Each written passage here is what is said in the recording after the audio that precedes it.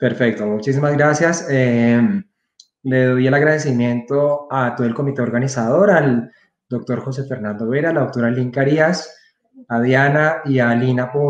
y a todo el equipo de la Fundación Santa Fe por ese magnífico evento. Vamos a hablar entonces el día de hoy acerca del rol de los prebióticos, los probióticos y los simbióticos en la alergia a la proteína de leche de vaca. Quiero informarles que no tengo ningún conflicto de interés para esta conferencia. Vamos a dar inicio teniendo en cuenta esta imagen y es todo el componente, todo el rol, el trabajo importante que hay a nivel de investigación de lo que es todo el componente de microbiota intestinal, lo que hemos hablado de intervenciones desde el punto de vista de prebióticos, probióticos y simbióticos, y hay algo que es una interacción importante entre todo esto y es toda la parte del sistema inmunológico. Recuerden que cuando tenemos un organismo, esperamos siempre que ese organismo, ese niño esté en un proceso de homeostasis donde haya un balance adecuado de lo que es una microbiota intestinal sana, una microbiota intestinal saludable. Pero existen condiciones que van a generar un proceso que denominamos disbiosis, ya sea por expansión de patobiontes, que si de pronto no reconocen la definición o el concepto, es cuando microorganismos comensales que se encuentran en el organismo se alteran o que tienen condiciones específicas para que generen una agresión a nivel de ese mismo organismo. El otro factor tiene que ver con una reducción en esa diversidad, ¿sí? Entonces, cuando ustedes ven que de pronto hay un imbalance entre proteobacterias con firmicutes y ustedes ven que hay publicaciones que ya las vamos a comentar, que se pueden presentar. Y la otra tiene que ver específicamente con una pérdida de esos microorganismos benéficos por alguna condición en especial, llámese alergia alimentaria, como lo vamos a denominar, o un cuadro infeccioso, una gastroenteritis de origen viral o bacteriana, alguna condición, la misma exposición al uso de antibióticos. Ustedes saben que un ciclo de mínimo 3 días de antibiótico puede generar incluso cambios en esa microbiota intestinal que pueden permanecer o pueden perdurar entre 6 meses a 2 años según las investigaciones. Entonces, nos vamos a remontar a todos los aspectos que datan incluso desde lo que ya hemos conocido anteriormente, más denominada como la teoría de la higiene, esa primera publicación reportada en el British Medical Journal en 1989 por parte del London Medicine, toda la escuela de higiene y medicina de Londres, donde determinaban que definitivamente niños de hogares más grandes tenían tasas mucho más bajas de rinitis alérgica y eczema, y que se definía que cuando también esa población infantil estaba expuesta a procesos infecciosos como resultado de exposición a sus mismos hermanos cuando son familias numerosas o cuando hay un proceso de adquisición de manera prenatal por contacto también materno con los hermanos mayores. Estos son datos que pueden proteger contra procesos alérgicos. No estamos hablando específicamente de alergia alimentaria, pero esos fueron los primeros estudios que se presentaron. Ahora, ustedes ven esta imagen estupenda publicada en Nutrients del 2017, donde ustedes ven en la parte superior cómo pueden haber factores que pueden generar un imbalance, ¿sí?, de esa microbiota con disonantes de alergia, llámese familias pequeñas, familias de un solo, con 2 o 3 participantes, componentes de la familia, la vía del parto por cesárea, que ustedes saben que estamos hablando del riesgo relativo. Un niño que nace por cesárea tiene 7 veces más probabilidad de tener procesos alérgicos versus el niño que nace por parto vaginal. El otro factor tiene que ver con el componente dietario, ¿sí? El uso de productos procesados, industrializados, incluso desde el mismo inicio de la alimentación complementaria, con el uso de estas compotas o estos cereales que tienen probablemente un bajo valor nutricional. Estamos ahorita en época de pandemia y obviamente pues esto es una condición que es inherente a la situación en la que estamos, con el uso de los desinfectantes o los geles antisépticos o el alcohol, y lo mismo puede pasar con la exposición, óigame, inadecuada tanto de lo que son los antibióticos y los inhibidores del ácido gástrico como los anti-H2 o los inhibidores de bomba de protones. Y en la parte de abajo hay factores que definitivamente son protectores o que reducen el riesgo de alergias, como es la exposición a las mascotas, familias grandes o familias numerosas, todo el componente nutricional que ya ustedes lo han visto, la exposición a la lactancia materna de manera temprana, el comer de manera saludable, pero el comer comida de verdad, comida natural, y obviamente pues la exposición a ambientes, sobre todo más desde el punto de vista de exposición a zonas rurales, a fincas, y el papel que ahorita vamos a hablar y lo que vamos a analizar de lo que es la exposición al uso de los probióticos y otro tipo de componentes.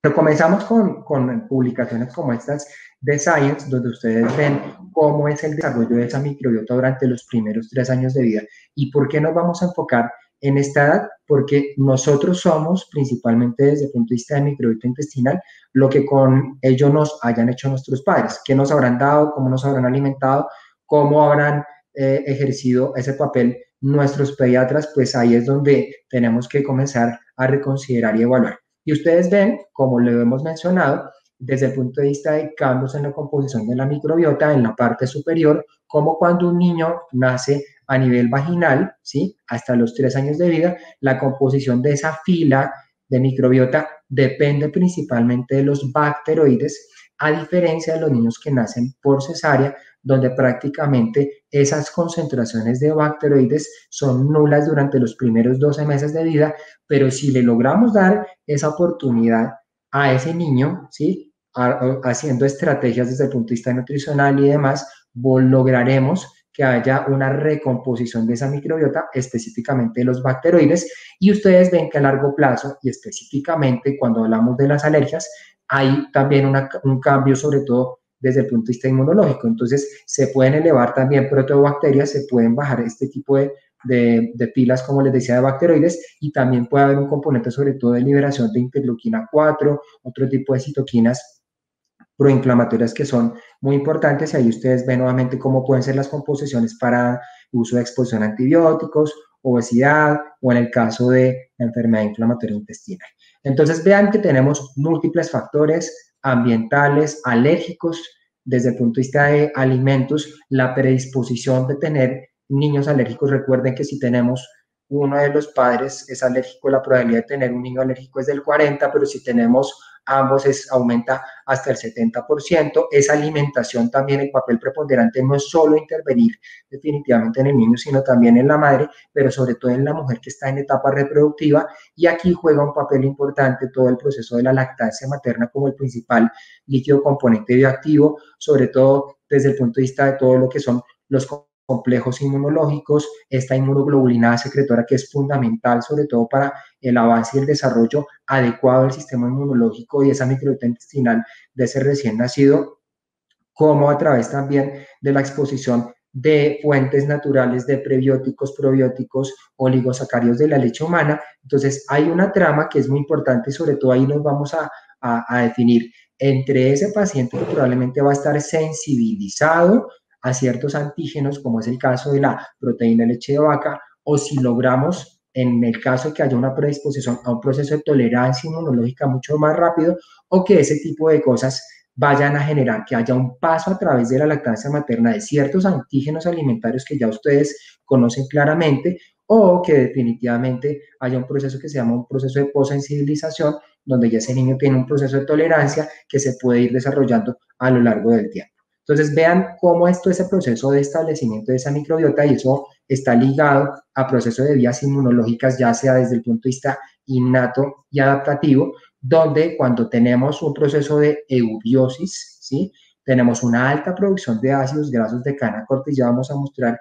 unas imágenes importantes frente a eso, y esa gran correlación entre lo que es la inducción de las células T reguladoras, como se dan cuenta, pero si tenemos un proceso de disbiosis,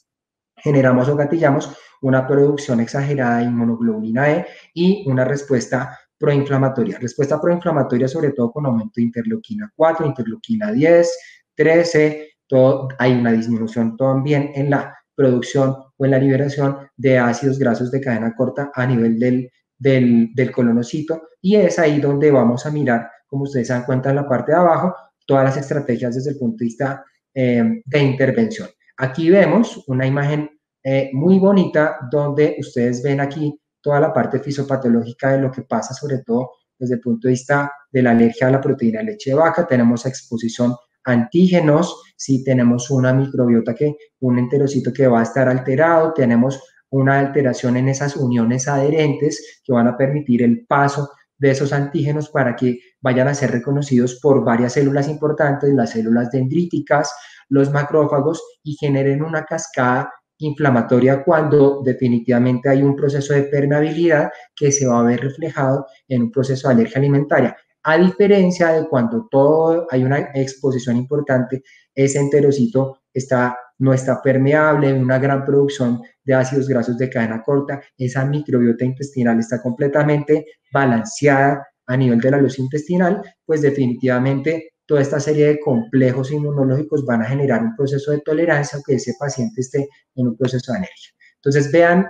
toda la trama de sustancias que intervienen desde el punto de vista de tener un paciente saludable o tener un paciente con alergia. Y ahí me voy a centrar sobre todo en algo que se viene trabajando de manera importante desde el punto de vista de investigación, y estamos hablando del papel de los FOXP3 y lo que es el proceso de las células T reguladoras. ¿Por qué? Porque cuando tenemos un proceso de balance de tolerancia inmunológica de un estado saludable, pues vamos a tener los ROT gamma T de manera adecuada, y eso va a generar un proceso también de estabilización desde el punto de vista inmunológico, a diferencia del paciente que está con una alergia alimentaria, leche, huevo, etcétera, donde los GAT-A3 están claramente marcados y liberados, y ahí es donde entra todo el proceso de granulación de mastocitos, infiltración de eosinófilos, liberación de interleuquina 4 y el proceso de irregulación de lo que son las células T reguladores más orientadas a los TH2. Vean esta gráfica donde ustedes ven esta publicación del 2020 de un grupo chino, donde ustedes ven que dependiendo la exposición o la alergia a cada tipo de alimento, ¿sí? Leche, cuando hay alergias múltiples, hay una asociación con una alteración en esa microbiota intestinal, disminución de Clostridiums, de Firmicutes, depende mucho de la publicación, disminución en Bacteroidetes, aumento en estreptococos, eso depende mucho, pero vean que eso va a depender dependiendo de la publicación, pero claramente sí hay una alteración de esa microbiota. Este es un artículo muy interesante, publicado ya en el 2010, un artículo español, donde se hizo una evaluación de la microbiota intestinal, donde se tenían pacientes controles, pacientes sanos que fueron expuestos a una fórmula de inicio normal versus un paciente con administración de fórmula extensamente hidrolizada, sin prebióticos, sin probióticos, alergia a la proteína de leche de vaca mediada por inmunoglobulina E. Y lo que se vio en esta gráfica, haciendo un seguimiento desde que se arrancó todo el proceso y evaluación de microbiota por procesos de secuenciación de RNA, se vio que había, primero, en el paciente con alergia a la proteína de leche de vaca, una disminución considerable en la concentración de enterobacterias, ¿sí? Como se dan cuenta. Segundo, un aumento considerable en la concentración de lactobacilos, y en la parte inicial una disminución importantísima en las bifidobacterias. Y ahorita nos vamos a centrar sobre todo el papel de las bifidobacterias en la alergia a la proteína de leche de vaca, ¿sí? Y esta es una publicación también muy interesante, ¿sí? Del 2016, ¿sí? Donde este grupo, un grupo multidisciplinario en Estados Unidos, entre Nueva York, Baltimore y Rockville, evaluaron la composición de 226 niños y se dieron cuenta, y ese es un dato que es muy importante, que solo el 56% de los niños que tenían alergia a la proteína de leche de vaca mediada por inmunoglobulina E lograban ese proceso de tolerancia inmunológico a los 8 años de vida. ¿Y ellos qué se dieron cuenta en este proceso de análisis de secuenciación de RNA? ¿Sí? Que lo que principalmente cambiaba o lo que mejoraba ese proceso de mejoría de tolerancia inmunológica estaba ligado a la presentación de presencia o la normalización o concentración adecuada de Clostridiums y Firmicutes durante los primeros 3 a 6 meses de vida. Si no se logran concentraciones adecuadas de Clostridiums y Firmicutes a esa edad, ese tipo de situaciones que vemos regularmente, donde ese niño tiene una alergia a la proteína leche de vaca, pero tiene 2 años, 3 años, 4, llegamos a los 5 y como dice la publicación, hasta los 8 años, y no ha logrado mejorar, y eso tiene que ver mucho en la gran correlación alergia a la proteína leche de vaca, microbiota intestinal y alteraciones desde el punto de vista de no lograr tolerancia inmunológica. Entonces, la conclusión de este artículo es que la primera infancia es una ventana durante la cual la microbiota intestinal puede influir en los resultados de las alergias alimentarias en la infancia. Esta es una publicación también que fue un año después, en el 2016, por parte del Grupo Europeo, donde se daban cuenta y concluían lo mismo. Definitivamente la principal ventana de oportunidad para mantener una microbiota adecuada y sobre todo lograr ese proceso tan anhelado de la tolerancia inmunológica es cuando tenemos concentraciones adecuadas de microorganismos durante los primeros 3 a 6 meses de vida en estos niños. Esta es una publicación muy interesante del 2019 donde se han generado varias hipótesis frente a si hay una correlación entre obesidad y alergia alimentaria, ¿sí? Y se debían, aquí como se dan cuenta en esta gráfica, a ratones, un ratón sano con un peso adecuado y que se exponía, ¿sí?, a una dieta alta en consumo de grasas, y ese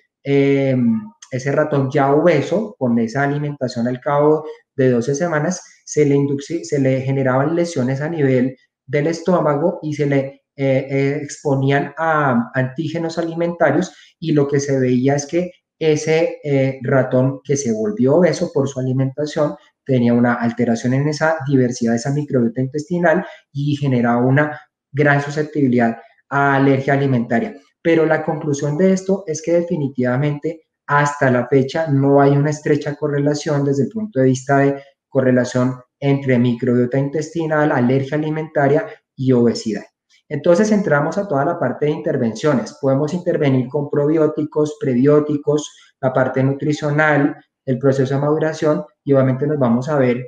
abocados a situaciones de estrés, procesos infecciosos, etcétera, que se pueden ir generando. Entonces, estas intervenciones de la microbiota se pueden presentar durante cualquier ciclo de la vida, desde el momento en que nacemos hasta, sobre todo hasta la etapa de lo que nos corresponde a nosotros desde el punto de vista de pediatría, hasta la parte de la pubertad. Pero es importante saber que podemos hacer intervenciones de manera positiva sobre esa microbiota para hacer estrategias de lograr alivianar o disminuir toda la exposición o el desenlace de las alergias alimentarias. Esto se ha basado en todo lo que se ha hecho, estudios observacionales de lo que ustedes ya han leído muchas veces, niños sanos versus niños alérgicos, y cómo, por decir eso, se ha extrapolado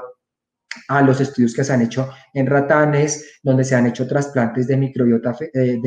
de trasplantes fecales para mirar cómo es todo este proceso, y las intervenciones que ya vamos a hablar desde el punto de vista nutricional, los prebióticos y los mismos resultados de esos mismos trasplantes de microbiota. Entonces, esta es una gran imagen de un artículo publicado en Nutrients del 2019 por parte del doctor Iván Van den Plas, que dice cómo podemos intervenir. Entonces,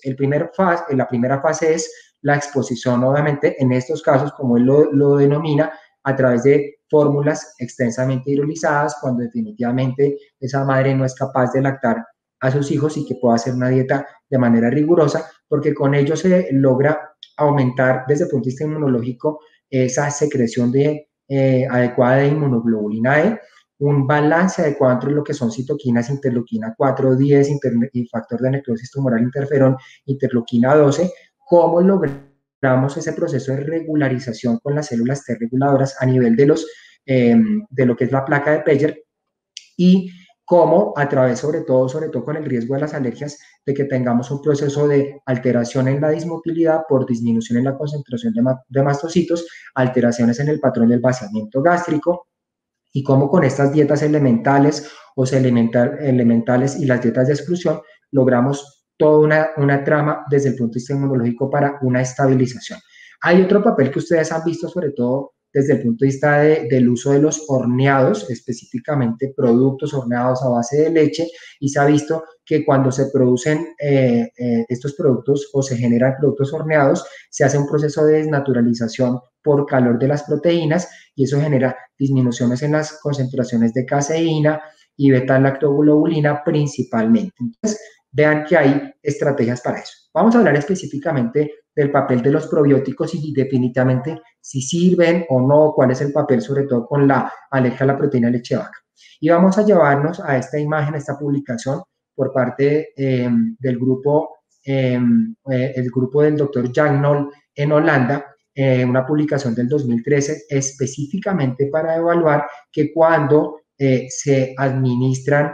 prebióticos, específicamente galactoligosacáridos y fructoligosacáridos, las concentraciones, ustedes se van a centrar sobre todo en el pastel en la imagen más azul, ustedes ven que son las bifidobacterias y específicamente una que es tal vez la que más concentración o más diversa se encuentra en ese niño sano y se llama el Bifidobacterium breve. Entonces vean cómo es la concentración adecuada cuando exponemos a ese niño a los prebióticos y es muy parecido, casi en porcentajes, como se dan cuenta, 69% versus 75% de lo que se expone o lo que ese niño se expone cuando estamos con lactancia materna de manera exclusiva. Y esta es otra publicación, también por parte del doctor Jan Noll, en una publicación ya del 2018, donde como se hacía una intervención en una fórmula, un niño que viene siendo alimentado con una fórmula común y corriente, sin adición de prebióticos, y cómo con la administración de una fórmula parcialmente hidrolizada, que ustedes saben que las fórmulas parcialmente hidrolizadas no se utilizan para alergia, pero eso fue una estrategia de prevención para lo que es el desarrollo de dermatitis atópica. ¿Y qué se vio? Que cuando se adicionaban prebióticos, específicamente galactoligosacáridos de cadena corta y fructoligosacáridos de cadena larga y oligosacáridos derivados de la pectina, se lograba, ¿sí?, aumentar esas concentraciones de bifidobacterias, hacer un proceso de estabilización y concentraciones adecuadas de los ácidos grasos de cadena corta, y eso se veía en este estudio, reducción importante en el desarrollo de dermatitis atópica a largo plazo. Ahí se hizo un estudio sobre todo durante 18 meses. Entonces, el papel definitivamente de los ácidos grasos de cadena corta desde el punto de vista de intervención a nivel nutricional es muy importante. Entonces, en esta publicación del 2018 se ha visto que la exposición a frutas y verduras adecuada desde los 4 o 6 meses con el inicio de la alimentación complementaria, en este caso con la administración de yogur, que ustedes saben que hay yogures naturales que se pueden administrar no en el paciente alérgico, sino en el niño que es sano a partir de los 10 meses de vida con una adecuada alimentación, se ha visto en un seguimiento a 6 años que se disminuye todo el proceso de sensibilización a todos los procesos de alergias, asma, rinitis, dermatitis, y se induce por esa gran liberación y concentración de ácidos grasos de cadena corta todo el proceso de regulación de estas células T. Entonces, en esta publicación se ve que cuando hay grandes concentraciones por encima del 95% con esta tabla de butirato, de propionato y de acetato, la disminución o el riesgo de alergias en estos pacientes es bastante alto. Eso desde el punto de vista de los prebióticos. Ahora, vamos a hablar de probióticos y alergia a la proteína de leche de vaca. Entonces, recuerden que hay muchos mecanismos de cómo los probióticos pueden ejercer un efecto benéfico sobre la salud del organismo, como dice la definición de la Organización Mundial de la Salud, por efecto de competitividad de micronutrientes, por efecto de inhibición directa de enterotoxinas, por el mismo efecto antiadhesivo, de modulación de la microbiota intestinal, de cómo fortalecemos el sistema de barrera, cómo regulamos ese proceso de respuesta inmunológica innata y desde el punto de vista de respuesta inmunológica adaptativa. Estos son tal vez los 7 mecanismos importantes de los probióticos y tenemos que saber cuál vamos a utilizar o cuáles son las investigaciones específicas para alergia a la proteína de leche de vaca. Entonces, vean cómo es este proceso y, como les digo, la gran correlación con la parte inmunológica. Entonces, estos son tal vez los probióticos que han sido más estudiados y su correlación con alergia a la proteína de leche de vaca. Y tenemos tal vez, son 2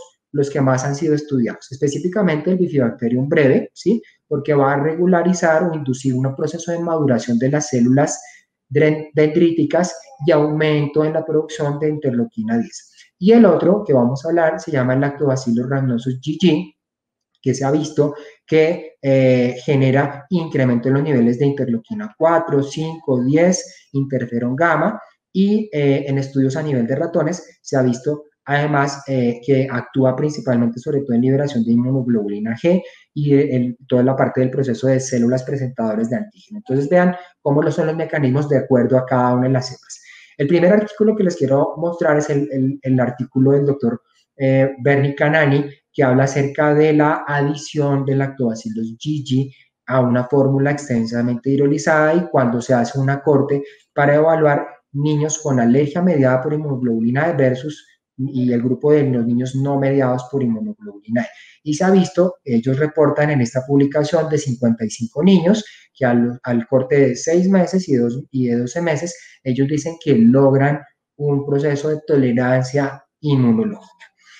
El mismo grupo del doctor Canani, ¿sí? Esta publicación fue del 2011, entonces 6 años después, en el 2017, con una corte un poco más grande de 220 niños, con un cuadro con una sospecha de alergia a la proteína de leche de vaca mediada por inmunoglobulina E, únicamente utilizó este grupo, se dieron cuenta o en su publicación decían que con la adición de lactobacillus GG a la fórmula extensamente hidrolizada, ¿sí? Se disminuía todo ese proceso de manifestaciones alérgicas y que se desarrollaba todo el proceso de la tolerancia inmunológica con la adición de esta cepa probiótica, ¿sí? Hay una publicación, ¿sí? Por parte de un grupo donde está el doctor Juan José Yepes, que es un epidemiólogo colombiano que está en la Universidad de McMaster, una publicación del 2015, donde ellos hacen todas las intervenciones, una evaluación, una revisión sistemática y de metaanálisis de si definitivamente los probióticos sirven o no para prevención de alergia. Y la publicación o la conclusión que ellos dan en este momento es que los probióticos podrían utilizarse, ¿sí? En mujeres en embarazo o en mujeres que están lactando, pero únicamente para prevención de dermatitis atópica y porque los artículos hasta la fecha tienen muy bajos niveles de evidencia, entonces hasta el momento ellos dicen se pueden utilizar, pero únicamente para prevención de dermatitis atópica, que es diferente para manejo de alergia a la proteína de leche de vaca. Estos son, como les digo, las publicaciones que tenemos desde el punto de vista de probióticos. Ya hablamos de las publicaciones del doctor Canani. Ahí ustedes ven que hay otro tipo de publicaciones donde se utilizan otro tipo de cepas probióticos, pero tal vez esas son las que más hemos revisado, que ustedes de pronto han conocido al respecto. Pero tenemos también esta revisión sistemática frente a la administración de probióticos y alergia a la proteína de leche de vaca, una publicación reciente del 2019, donde ellos ven que definitivamente la calidad de evidencia según GRADE de todos los artículos publicados hasta la fecha es de muy baja calidad. La conclusión de esta revisión sistemática es que hay una baja calidad de evidencia en la suplementación de probióticos y la adquisición de tolerancia inmunológica en niños con alergia a la proteína de leche de vaca. Y que ellos dicen pues que se necesitan otros estudios para ampliar y confirmar definitivamente estos hallazgos. Vamos a hablar ahora de los simbióticos en alergia a la proteína de leche de vaca. Y estas son publicaciones que se comenzaron a dar a partir del 2010. Esta es una publicación que mostraba un estudio doble ciego, aleatorizado controlado, 90 pacientes, a la cual a una fórmula extensamente hidrolizada se le adicionaba el componente de simbióticos de Bifidobacterium breve, M16B, y una mezcla de galactoricosacáridos, ¿sí? Versus una fórmula extensamente hidrolizada sin simbióticos durante 12 semanas. ¿Qué se vio? Que las dos funcionaban de manera fabulosa para el manejo de la alergia a la proteína de leche de vaca, pero la adicionada con simbióticos pues lograba mayores concentraciones de bifidobacterias, ¿sí? Porcentajes significativos mucho más bajos de Clostridium, ¿sí? Clostridium en sus filas, y Eubacterium rectale comparado con la fórmula que no tenía simbióticos. Esta es otra publicación del 2018, donde está el doctor Iván Van den Plas, donde se llama el estudio ASSIGN, donde se evaluaron 71 niños con sospecha de alergia a la proteína de leche de vaca no mediada por inmunoglobulina E, a la cual se utilizó una fórmula de aminoácidos libres con simbióticos, Bifidobacterium breve M16B, y la adición de además fructooligosacáridos versus una fórmula de aminoácidos sin simbióticos. Y a las 8 semanas lo que se evaluó fue que hubo un aumento en las concentraciones de bifidobacterias y una disminución en bacterias como el Eubacterium y el Clostridium cocoides, pareciéndose o asemejándose un poco a esa microbiota del niño que viene siendo alimentado con lactancia materna exclusiva. Y esta es una publicación reciente, una publicación del mes pasado por parte de la doctora Katie Sorensen, donde es la primera revisión sistemática y metaanálisis frente a la evaluación del uso de simbióticos con fórmulas de aminoácidos y si definitivamente funcionan o no funcionan para alergia a la proteína de leche de vaca. Ellos evaluaron varias intervenciones, pues uso de fórmula de aminoácidos con la adición de simbióticos, específicamente Bifidobacterium breve, M16B y fructooligosacáridos, y se vio que ambas, tanto la fórmula de aminoácidos sin simbióticos como la de simbióticos, funcionan de manera perfecta para la alergia a la proteína de leche de vaca, se logra un crecimiento normal, pero vean que hay datos que son muy importantes. Primero, cuando se adicionan simbióticos, en este estudio con fórmulas de aminoácidos, se logra una reducción de un 51%, la aparición de infecciones en este grupo de simbióticos versus el que no la recibe. Como les digo, esto es un metaanálisis, una revisión sistemática donde evalúan absolutamente todos los estudios, incluyendo hay uno que se llama el Presto, pero que todavía está en fase de publicación. Vean ustedes, sobre todo a través de estos metaanálisis, cómo definitivamente está a favor de la administración de los simbióticos en las fórmulas de aminoácidos. Otro dato que también se evalúa en este metaanálisis es el impacto desde el punto de vista de costos en el manejo de la alergia a la proteína de leche de vaca, y lo que pudieron concluir este grupo que analizó todas estas publicaciones es que se logra con el uso de los simbióticos en las fórmulas una reducción del 55% de los costos en este grupo a evaluar. Ahí están todos porque se utilizan menos antibióticos, menos medicamentos para lo que es motilidad gastrointestinal, cremas para la dermatitis atópica en el paciente alérgico a la proteína de leche de vaca. Y lo otro, pues que evidentemente se debería presentar es que se logra una mayor concentración de bifidobacterias en el grupo con simbióticos. Entonces, las conclusiones de lo que acabamos de hablar es que definitivamente se ha demostrado que las personas con alergia alimentaria, específicamente con alergia a la proteína de leche de vaca, tienen microbiomas intestinales distintos en comparación con los controles sanos, que la disbiosis precede al desarrollo de alergia alimentaria, definitivamente como lo acabamos de demostrar, que las poblaciones únicas con lo que es el ROR, gamma T y el FOXP3, sobre todo con toda la parte de las células T reguladoras sensibles a microorganismos, son zonas críticas para el mantenimiento de la tolerancia a la alergia alimentaria, y que definitivamente todas estas estrategias que acabamos de mencionar, ¿sí?, están destinadas a modificar la microbiota intestinal. Quiero terminar esta presentación con esta frase confusa, y es que el que conoce todas las respuestas no ha hecho todas sus preguntas, y quiero invitarlos a cada uno de ustedes para que participen de nuestro 8º Congreso Internacional del Colegio Colombiano de Gastroenterología, Patología y Nutrición Pediátrica, a realizarse de manera virtual el 20, 21, 27 y 28 de agosto. Entonces, para que por favor estén súper conectados con nosotros. Muchísimas gracias.